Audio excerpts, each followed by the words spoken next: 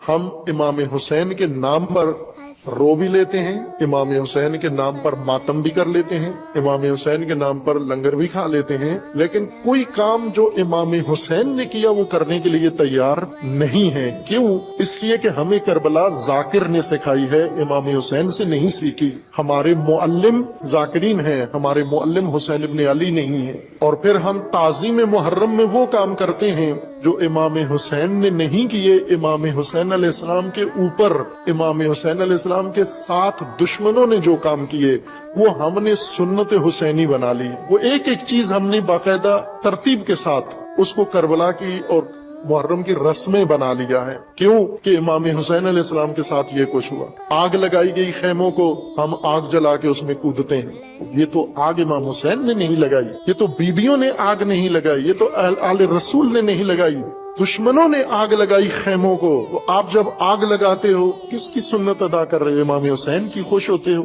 امام حسین پہ خنجر چلے، امام حسین پہ تلواریں چلی، امام حسین پہ نیزے چلے۔ یہ تو نیزے اور تلواریں یہ امام حسین کی سنت نہیں ہے۔ جو امام حسین نے کیا وہ کر کے دکھاؤ، حسینی بنو، پہلا قدم اٹھاؤ، انکار کرو، اپنے زمانے کے یزید کا انکار